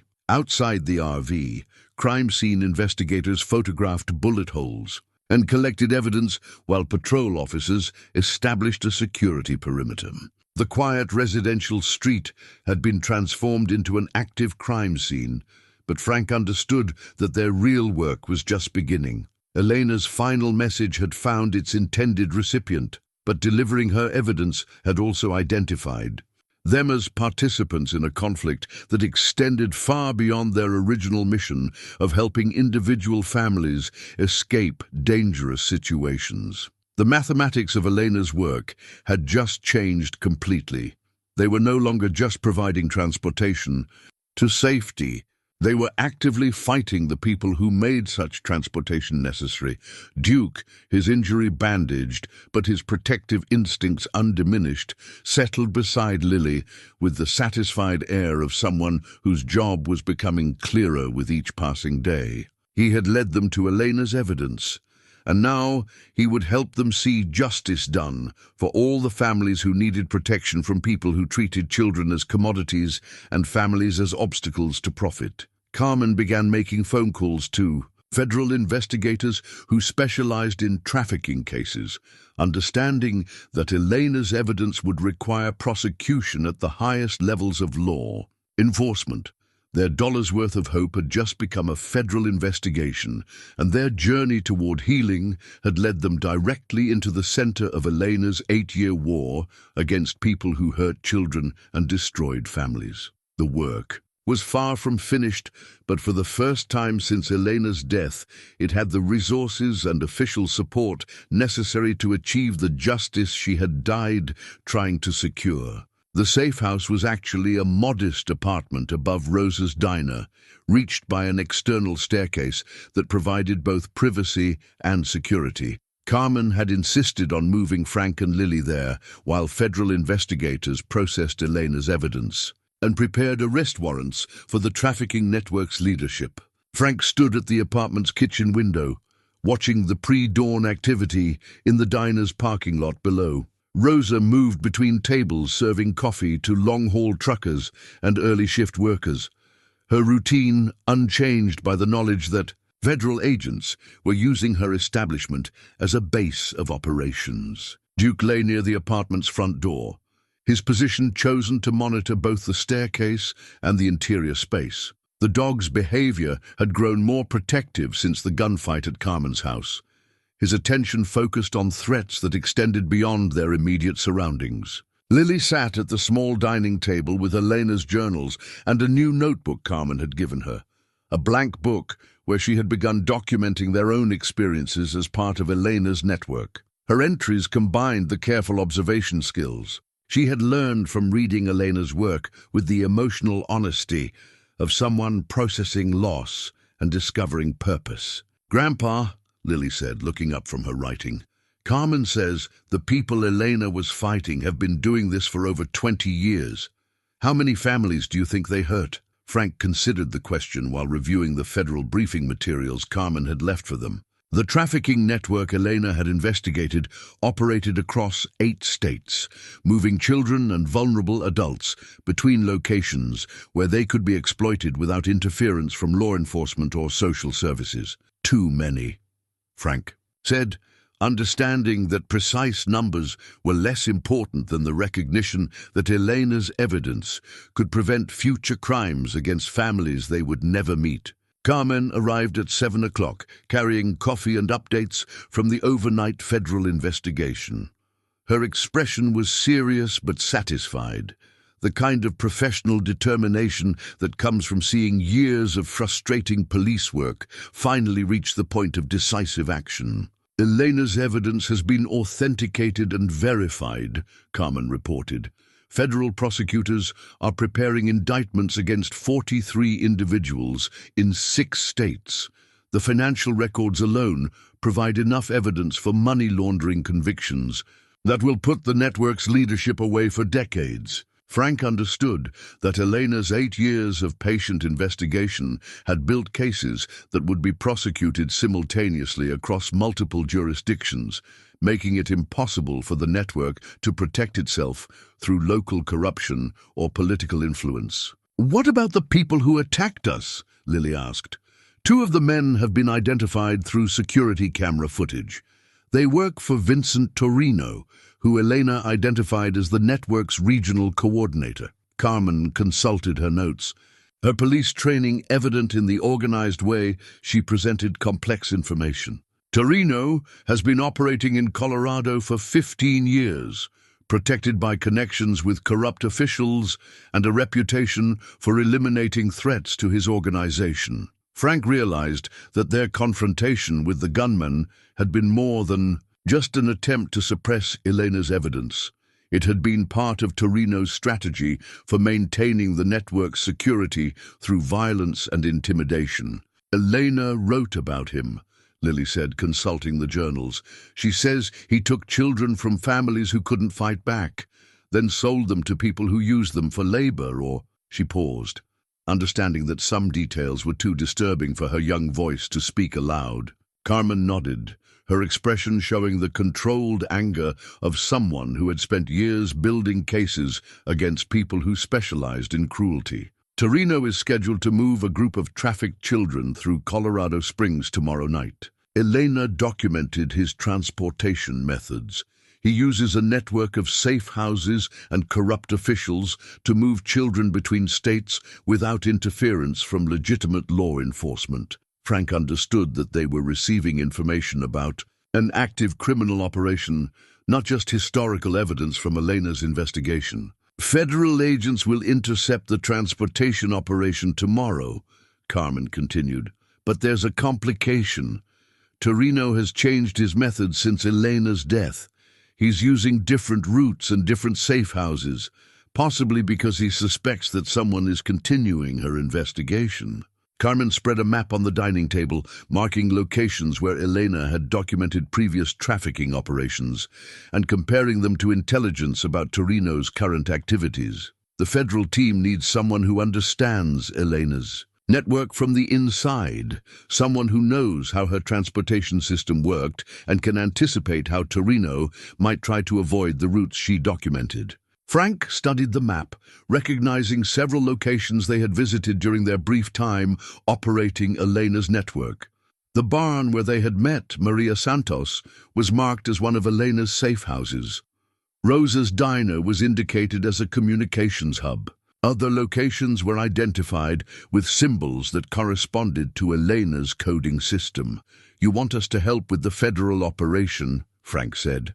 "I want you to provide expertise that could save children's lives," Carmen corrected. "Elena spent years learning how these networks operate. You've inherited that knowledge, and tomorrow night it could make the difference between successful rescues and allowing trafficked children to disappear into situations where they might never be found." Lily looked up from Elena's journals, her face showing the serious consideration she brought to important decisions. "What would we have to do?" Carmen's explanation was detailed and honest about the risks involved. Federal agents would conduct the primary interception operation, but they needed people who could recognize Elena's methods and identify alternative routes that Torino might use if his planned transportation was disrupted. Elena's RV would be positioned as a backup rescue vehicle, Carmen said. If children are recovered from Torino's operation, but official law enforcement vehicles would be too obvious for safe transport, the RV could provide the kind of discreet transportation that Elena specialized in. Frank understood that they were being asked to participate in the climactic confrontation with the network that had killed Elena and trafficked Carmen when she was a child. Their involvement would complete the circle of Elena's investigation, while putting them directly in danger from people who had already demonstrated their willingness to use violence. "Duke would come with us," Lily said, indicating that her primary concern was ensuring their family remained together during dangerous operations.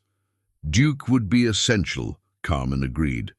Elena's notes indicate that she relied on animal instincts to detect threats that human senses might miss. Duke's protective behavior could provide early warning if Torino's people tried to interfere with the rescue operation. Frank walked to the window and looked down at the Winnebago parked behind the diner, the bullet holes from the previous nights. Attack had been temporarily covered, but the RV's battle-scarred appearance was a constant reminder of the dangerous work it had been designed to perform. Elena had built her network one rescued person at a time, accepting the risks because the alternative, allowing the trafficking to continue, was unacceptable to someone who had lost her own child to the same criminals. Now they had the opportunity to use Elena's methods and evidence to rescue multiple children simultaneously, while bringing justice for the crimes that had destroyed Elena's family and countless others. "If we do this," Frank said, "what happens afterward?" Carmen's answer was honest about uncertainties. The federal prosecution would take months or years to complete. Torino's network would be disrupted but not necessarily eliminated. Other trafficking operations would continue in different areas with different methods. But Elena's evidence would establish legal precedents that made future prosecutions easier. Her documentation methods would be shared with other investigators. Her network of safe houses and trusted contacts would be available for other law enforcement operations. "Elena built something bigger than herself," Carmen said. "Tomorrow night's operation will show whether that network can be used to achieve the justice she spent her life pursuing." Frank made the decision that he had been moving toward since the morning they found Elena's hidden compartment. "We'll help." Lily nodded her agreement, her young face showing the determined expression that Frank had learned to associate with decisions that were both difficult and necessary. Carmen spent the next several hours briefing them on the federal operations timeline and procedures. The interception would occur at a truck stop, where Torino's transporters regularly stopped to transfer children between vehicles. Federal agents would coordinate the arrests, while Frank and Lily positioned the RV to provide backup transportation. If the official law enforcement presence became too obvious for the children's safety, Elena's network operates on the principle that sometimes the best help looks like normal family travel, Carmen explained. Children who have been trafficked often trust civilian vehicles more readily than police cars. Duke had been listening to their planning with the focused attention he brought to conversations that affected the family's safety. When Carmen finished her briefing, the dog moved to the door and looked back at them with the expectant posture of someone ready to begin important work. As the sun set over Colorado Springs, Frank and Lily prepared Elena's RV for its most important mission. They organized supplies for transporting rescued children, tested communication equipment that would keep them connected to the federal operation, and reviewed Elena's notes about providing comfort to trauma victims who needed immediate safety. Carmen would accompany them, wearing civilian clothes and carrying the kind of identification that would allow her to take custody of rescued children without revealing the law enforcement nature of the operation. The mathematics of Elena's work had led them to this moment. 8. Years of patient investigation, months of federal preparation, and one night that would determine whether the trafficking network could be destroyed or whether it would continue destroying families. Frank looked at Lily, noting how she moved through their preparations with the calm competence of someone who had found her purpose in continuing Elena's mission. "Are you ready for this?" he asked. "Elena was ready for this," Lily said. "Duke's ready, and I think Mama would want us to help save other children." Frank started the RV's engine, understanding that their journey had reached the point where all their preparation would be tested against the reality of confronting people who specialized in hurting others. Tomorrow night, Elena's network would either achieve the justice it was designed to secure, or the trafficking operations would continue, claiming victims whose names they would never know. Duke took his position at the passenger window, his attention already focused on the roads that would carry them toward the most dangerous and important work they had ever attempted. The bullet holes in the RV's walls were no longer just evidence of past battles. They were promises that this vehicle would continue fighting for people who needed protection, from those who treated children as commodities and families as obstacles to profit. The truck stop outside Colorado Springs looked identical to dozens of others they had visited during their journey. Rows of semis taking their required rest breaks, a convenience store that stayed open all night, and scattered passenger vehicles carrying families toward destinations only they considered important. But tonight, federal agents occupied strategic positions throughout the facility, their presence invisible to casual observation, but coordinated with military precision. Frank parked Elena's RV in a space that offered clear exit routes while remaining close enough to the main action for rapid response. The bullet-riddled Winnebago attracted the usual curious glances from truckers and travelers, but tonight those glances included federal surveillance teams who were using the vehicle's distinctive appearance to monitor approaching threats. Lily sat at the dinette table, wearing Eleanor's silver cross necklace, a piece of jewelry she had found among Eleanor's personal effects and claimed as a source of courage for dangerous work. Duke lay beneath the table, his attention divided between monitoring the parking lot and providing comfort to Lily through the unconscious contact that made both of them feel safer. Carmen checked her radio equipment one final time, coordinating with federal agents whose voices crackled through the speaker in brief, coded communications that reported positions and readiness status. "Target vehicle approaching from the east," came the radio report at 11:47 p.m. "Commercial van, Colorado plates, 2 adult occupants in front seats, unknown number in rear compartment." Frank watched through the RV's window as a white van entered the truck stop and parked near the fuel islands. The van's appearance was unremarkable, but its occupants' behavior showed the hyper-vigilant caution of people transporting something valuable and dangerous. 2 men emerged from the van's front seats and began what appeared to be a routine fuel stop, but Frank noted how their attention constantly scanned the surrounding area and how they positioned themselves to maintain visual contact with their vehicle at all times. "Those are Torino's transporters," Carmen confirmed through her radio. "Beginning approach for visual confirmation of cargo." Federal agents dressed as truckers and travelers moved through the truck stop with casual efficiency, their surveillance designed to determine how many children were in the van without alerting the transporters to law enforcement presence. Duke's behavior changed suddenly. His ears pricked forward, his tail went rigid, and he moved to the RV's door with the focused intensity that Frank had learned to recognize as a warning of immediate danger. "Someone's coming," Lily whispered, following Duke's attention to movement outside their vehicle. A man approached the RV with the confident stride of someone who belonged in truck stop parking lots, but his attention was focused specifically on their vehicle rather than the general surroundings. Frank recognized him from the security footage Carmen had shown them, one of the men who had attacked Carmen's house. Carmen drew her service weapon and spoke quietly into her radio. "Hostile approaching backup vehicle. May be compromised." Man knocked on the RV's door with the same false authority he had used at Carmen's house, but this time Frank was prepared for the deception. "Federal agents, open up," the man announced, though Carmen's radio immediately contradicted this claim with reports that all federal personnel were in assigned positions away from the RV. Carmen positioned herself where she could observe the man, while remaining protected by the RV's interior structure. Same pattern as before, impersonating law enforcement to gain access. Frank moved Lily to the safest location in the RV, while Duke took a protective position that would allow him to defend them if the man attempted to force entry.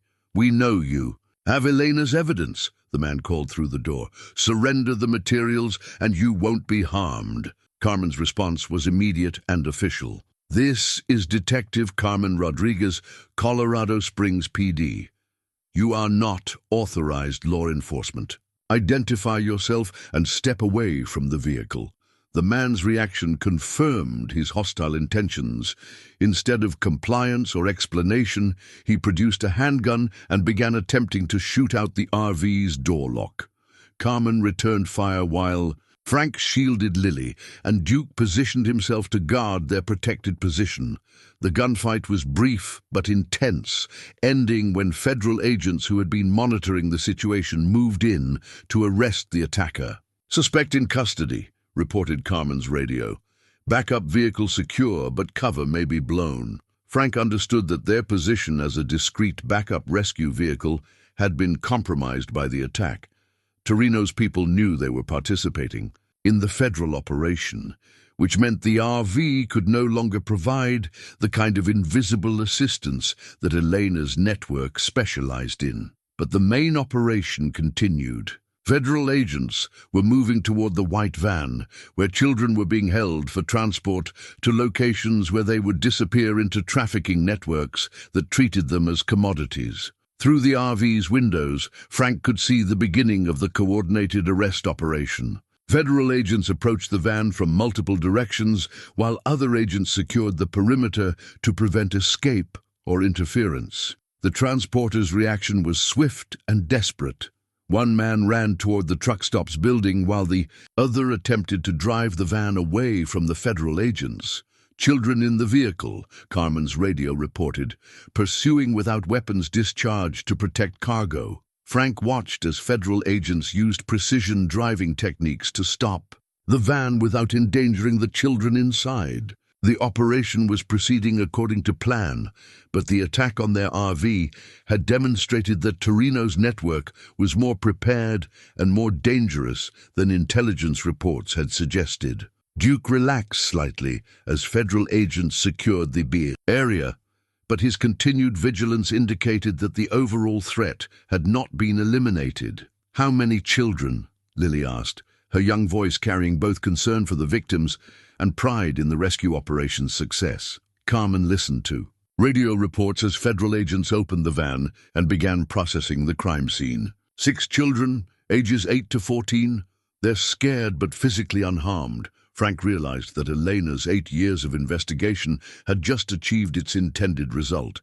Children who had been destined for trafficking networks were instead being recovered by law enforcement and reunited with legitimate social services. But the radio reports also indicated that Torino himself had not been captured in the truck stop operation. The network's leadership remained active and dangerous, capable of organizing additional attacks against people who threatened their criminal enterprises.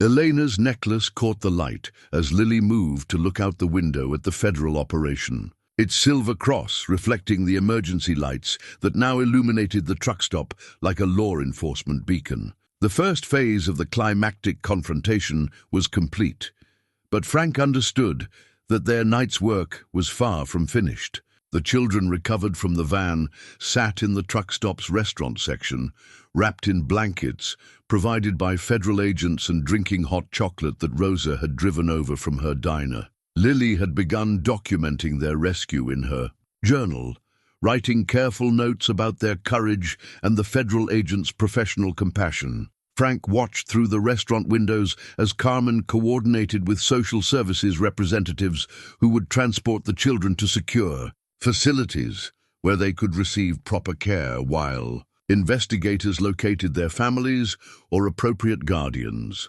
Duke maintained his protective position near the entrance, his behavior indicating continued vigilance despite the successful rescue operation. The dog's instincts had been proven correct throughout their involvement with Elena's network, and Frank had learned to pay attention when Duke's body language suggested ongoing danger. Carmen's radio crackled with updates from federal agents, who were processing the crime scene and interrogating the arrested transporters. The van had contained evidence that corroborated Elena's documentation, financial records, communication devices, and transportation schedules that revealed the scope of Torino's operation. "The transporters are cooperating," Carmen reported. "They've confirmed that Torino operates safe houses in 5 states and that tonight's transportation was part of a larger operation moving children between trafficking centers."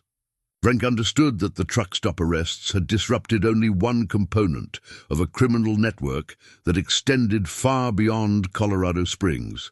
Elena's evidence was enabling prosecutions across multiple jurisdictions, but Vincent Torino himself remained at large with resources and connections that made him extremely dangerous. "Agent Morrison wants to speak with you," Carmen said, indicating a federal agent who approached their group with the focused attention of someone delivering important information. Agent Morrison was a woman in her 40s whose professional demeanor conveyed both competence and urgency. "Mr. Delaney, we've identified Vincent Torino's current location based on intelligence recovered from the van. He's at a ranch property about 40 miles north of here, and he's preparing to evacuate with approximately a dozen trafficked children." Frank absorbed this information while watching Lily interact with the rescued children, her natural empathy helping them feel safer despite their traumatic circumstances. "Federal teams are moving to intercept Torino's evacuation," Agent Morrison continued, "but the ranch property offers multiple escape routes through terrain that's difficult for standard law enforcement vehicles to navigate." Frank understood that they were about to be asked to participate in another dangerous operation, this one potentially more hazardous than the truck stop interception. "Elena's RV can access roads that our vehicles can't handle," Agent Morrison explained. "If Torino attempts to escape through the ranch's backcountry routes, you could position yourself to intercept children who might be abandoned during his flight."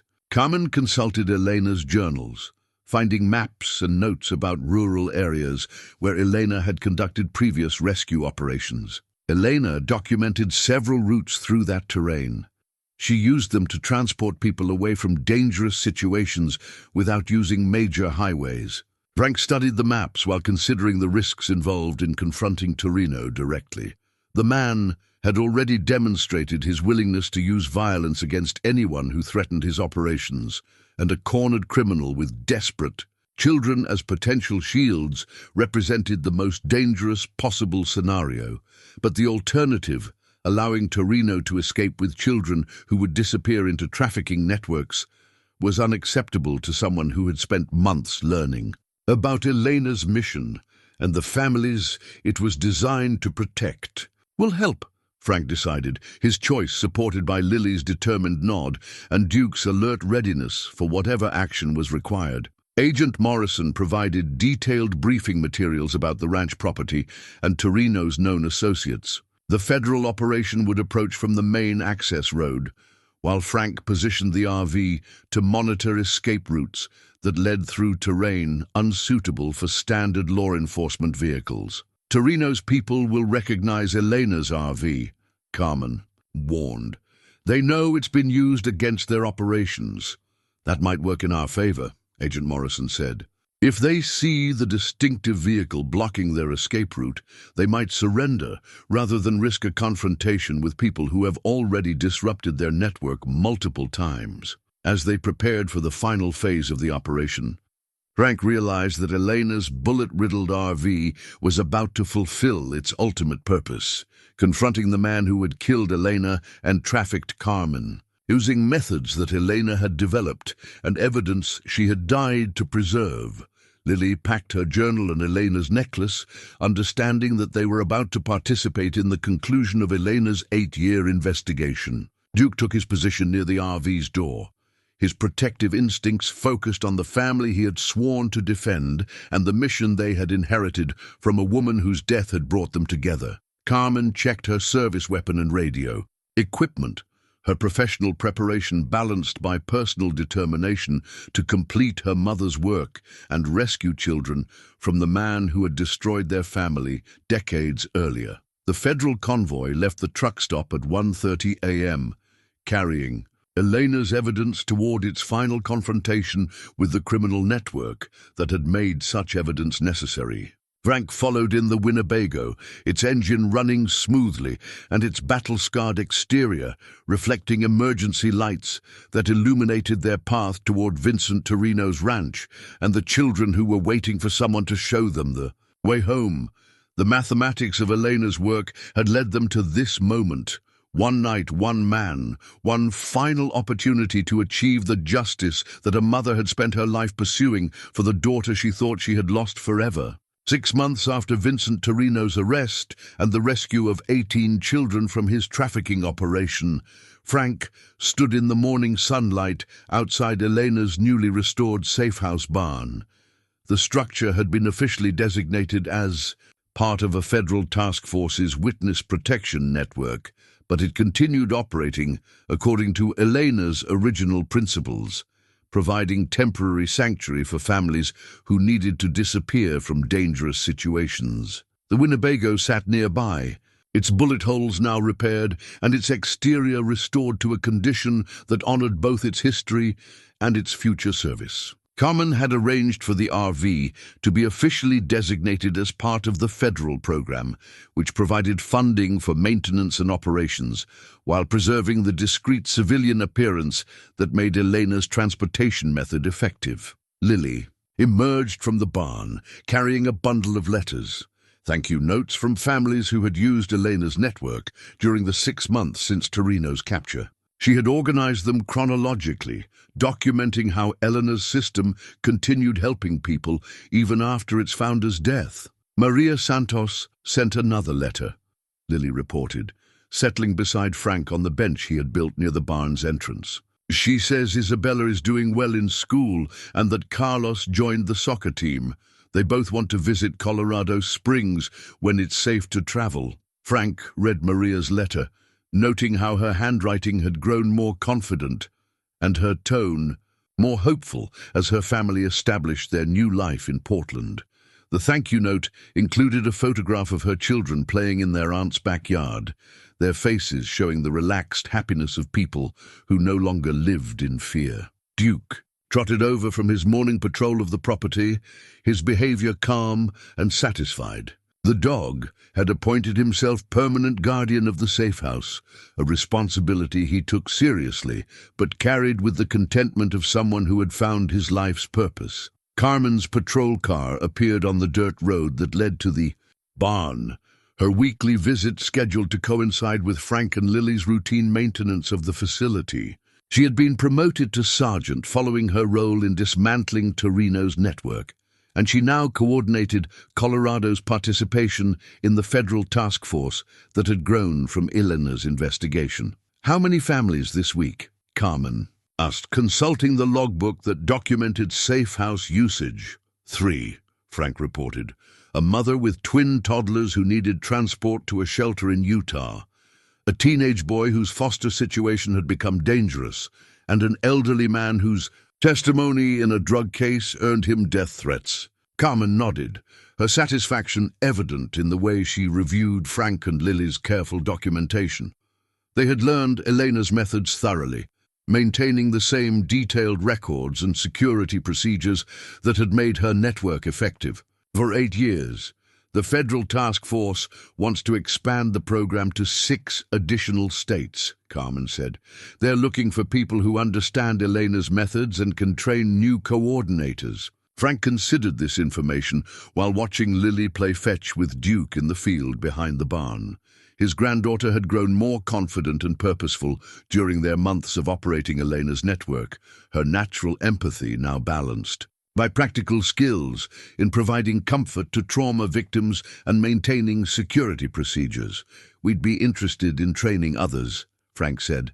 Elena documented her methods so that other people could continue the work. Carmen smiled, her expression carrying the warmth of someone who had found peace with her complicated family history. Through months of working together, she and Frank had developed the kind of partnership that Elena's network required. Professional competence balanced by personal commitment to protecting vulnerable people. "There's something else," Carmen said, producing a manila envelope from her patrol car. "This came through official channels yesterday." Frank opened the envelope and found legal documents that he read with growing amazement. Elena's will, probated 6 months after investigators had located all her assets, left her entire network of safe houses, vehicles and financial resources to the family who finds the RV and continues the work. The deed to the barn property was signed over to Frank Delaney, along with 3 other safe houses in Colorado and Wyoming. Elena's bank accounts, maintained separately from her personal finances, contained enough money to fund network operations for several years. She planned for this, Frank realized. Elena knew that someone would eventually find her evidence and take over her network. She spent 8 years building something that could survive without her, Carmen agreed. Elena understood that the work was bigger than any individual person. Lily returned from her play with Duke, both of them showing the satisfied exhaustion that came from spending time outdoors doing important work. She had developed Elena's instinct for reading situations and people, skills that made her invaluable. In helping traumatized families feel safe during their most vulnerable moments. "Are we staying here permanently?" Lily asked, settling between Frank and Carmen on the bench. Frank considered their options while watching the afternoon sun cast long shadows across the property that was now officially theirs. They could establish permanent residence at the safe house, using it as a base for expanded rescue operations. They could continue traveling in the RV, maintaining Elena's mobile approach to helping people who needed transportation to safety. Or they could find some combination that honored both Elena's methods and their own family's needs. "What do you think we should do?" Frank asked Lily, recognizing that her opinion had become crucial to decisions about their future. Lily consulted her journal, which had grown thick with entries documenting their experiences and observations about Elena's network. "I think Elena would want us to help as many people as possible. If that means training other people to do what we do, then we should train them." Carmen nodded approvingly at Lily's reasoning. "The federal task force is planning a training center here in Colorado Springs. Elena's methods would be taught to law enforcement officers, social workers, and civilian volunteers who want to participate in rescue operations." Frank understood that their simple plan to honor Elena's memory had evolved into something much larger, a systematic expansion of her network that could help families across the entire region. Their dollar's worth of hope had become the foundation for an organization that would continue Elena's work long after they were gone. Duke wandered over to the group and settled beside Lily, his attention focused on the road that led to their property. His protective instincts remained sharp, but his overall demeanor reflected the contentment of someone who had found meaningful work in a secure environment. "There's one more thing," Carmen said, reaching into her patrol car again. "This arrived yesterday with a return address in Portland. The package contained a photograph of Maria Santos and her children standing beside a beautifully restored 1978 Winnebago. Not Elena's RV, but one that had obviously been prepared for similar purposes. Maria's accompanying letter explained that she had purchased and restored the vehicle using money saved from her new job, intending to establish a western branch of Elena's network. "She wants to help other families the way we helped her," Lily said, reading over Frank's shoulder. "She says the RV looks exactly like Elena's, except without the bullet holes." Frank studied the photograph, noting how Maria's children stood beside the RV with the same mixture of pride and purpose that he felt when looking at their own vehicle. Elena's network was expanding naturally, growing through the initiative of people who had been helped and wanted to extend that help to others. As the sun began to set over the Colorado plains, Frank and Lily walked to their RV and prepared for another routine maintenance check. The vehicle that had carried them away from grief and toward purpose now served as both their home and their primary tool for continuing Elena's mission. Frank started the engine and listened to its smooth operation, mechanical perfection achieved through months of careful maintenance and restoration. The RV was ready for whatever missions lay ahead, whether they involved local transportation or long-distance travel to establish new branches of Elena's network. Lily organized her journal and Elena's materials on the dinette table. Her documentation now expanded to include their own experiences and observations about rescue operations. She had become Elena's successor in more than just transportation. She was also the network's new chronicler, recording stories that would guide future operations. Duke took his position at the passenger window, his attention focused on roads that stretched toward destinations where families waited for someone to show them the way to safety. The dog's protective instincts had evolved into something larger. He was now guardian of an entire network dedicated to helping vulnerable people. Carmen waved goodbye from her patrol car, heading back to Colorado Springs, where she coordinated with federal agents and other law enforcement agencies that had become part of Elena's expanded network. Her work had brought justice for the trafficking operation that killed her mother and destroyed her childhood, but it had also created something positive from that tragedy. Frank pulled out of the safe house driveway and headed toward the interstate, carrying Elena's restored RV toward whatever families needed help that week. The mathematics of their work had become beautifully simple. One family helped at a time, one safe journey at a time, one person's hope restored at a time. The bullet holes that had once marked their RV were gone, but the scars had been replaced by something better, a vehicle that looked like any other family's mobile home, capable of carrying people to safety without attracting the attention that endangered vulnerable travelers. Their dollars' worth of hope had purchased more than they ever imagined possible. It had bought them a purpose, a family mission, and the knowledge that Elena's work would continue long after everyone who knew her personally had passed away. As they drove into the gathering darkness, Lily's voice filled the RV with entries from her journal, reading stories about families they had helped and plans for families they would help tomorrow. Duke's steady breathing indicated his satisfaction with their direction, and Frank's hands on the steering wheel felt the same competent control that had guided Eleanor through 8 years of dangerous rescue work. Behind them, the safe house barn sat secure in its rural setting, ready to provide sanctuary for the next family that needed to disappear from danger and start over somewhere safe. Ahead of them, highways stretched toward communities where people were waiting for help they didn't know was coming. The work was never finished, but it was always meaningful, always necessary, and always worth the risks involved in fighting for people who couldn't fight for themselves.